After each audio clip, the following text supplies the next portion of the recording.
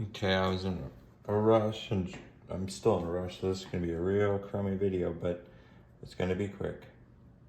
I was looking for a quicker way to do this, and in doing so, I saw a bunch of tutorials that were just awful, so I'm just shooting one really quick. I was looking for some advanced techniques. I didn't find any. So, with this, I use a digital microscope. These are like 30 bucks on Amazon. I use magnets on like a cookie sheet or whatever. I don't really do this anymore, but so I just threw together a haphazard kind of setup because it's just a job for a buddy. But just make sure your stand doesn't move on you. And most of this needs to be done through the microscope. I was watching these guys just assemble these things like, I don't know, just crazy. There's a little picture of some scissors on this red terminal that's actually a problem. It's causing that to not tin up correctly, so that's wonderful. But I use MG Chemicals No Clean Flux Paste. I don't know if you see that, whatever, or you'll need that. Flux is really the key here. Once you take a digital soldering iron, throw it to about 700. Throw some solder down, and if you notice, like the flux is what's going to transport this. So the flux tins it to all these different ones. If you're going to be attaching wires, sometimes it's good if you just kind of go along at the end and just add to these solder balls just one by one. Don't be tempted to really look down at what you're doing. Just stay with your eyes on the microscope.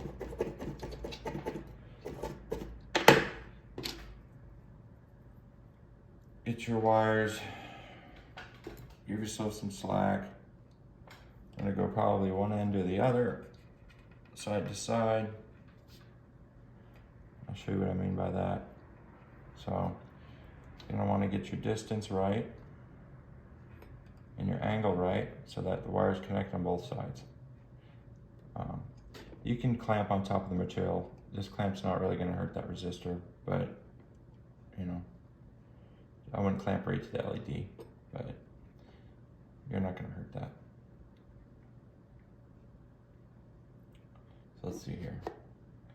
Get our length right. That's gonna be a little too far away. I'm gonna creep that in a little bit.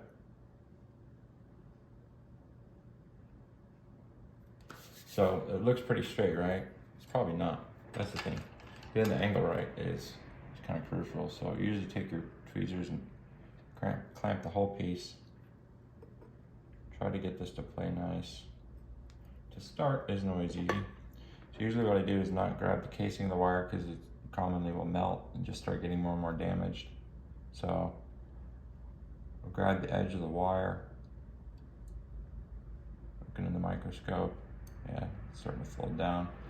The edge of these are really tricky, so sometimes you gotta kind of pick up underneath it. Like I say, you're gonna do one side and then the other. Otherwise, it's gonna be fighting you the entire time. It's going to wanna fold down. So after you get like one side and then the other, you can get like a little spatula or whatever. I have all these electronics tools, but you don't need them all. Just wanna kind of get that straightened out. And you notice that one of the red terminal is not working out. The thing's because they printed on it, so it's screwed up. So usually take your left hand, kind of go over the top, up and over, hit the end of that ball. You see it start to tin like that, boom, it's in. You don't need to do any more than that. This red one's gonna be a little bit trickier, coming from the edge of the ball and then over the top. See, it's starting to, see it doesn't want to hit the end, so it's hopping to the next wire.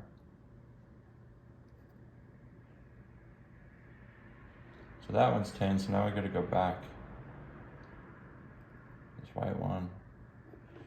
Don't want to leave it as a big mess. See, there's solder running into the wire. So on that red terminal, you notice it's connected just fine, even though it looks like crap.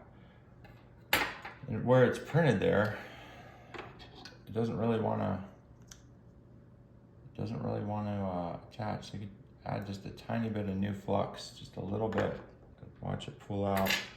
If you're worried about that durability, you can try to add a little bit of solder and fatten that ball up a little bit. But honestly, with something like that, there's only so much you can do. And if you're buying these lights, I very well might have that going on. Let's see here. Yeah, you know, gets the grab a little bit better. This one on the black terminal is not quite Gucci. There we go. We're getting it. That actually needs just, I think, a little bit more solder to play with before I put that down, because that's already been balled up. I'm going to throw just a little bit more flex in there. I'm going to tap a little bit of solder in there. Clean my tip off again. Grab the wire. And hold it in there like that. There. So those are all connected just fine. You got to make sure that they're shiny. The one on the blue, that is slightly cold.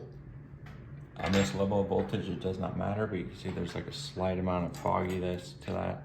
This was like a higher voltage system. You definitely wouldn't want that. But you can use a hog hair brush for solder. It works a little bit better than toothbrush. I have one too somewhere around here, but just a black bristle toothbrush will work too.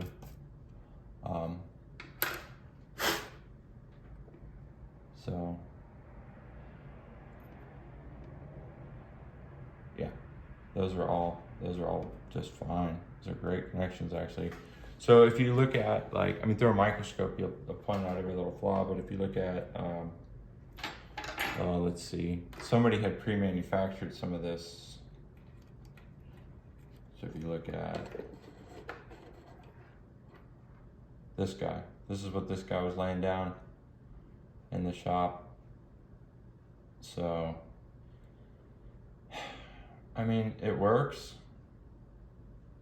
but I don't know what was going on there. It works, it's fine. I mean, it's fine for LEDs, but I'm just, you know, if you're doing it yourself and something that you care about, yeah, I would just do them the way I pretty much went right through right there. I've done a lot of this, so that's the best way I've found to do it.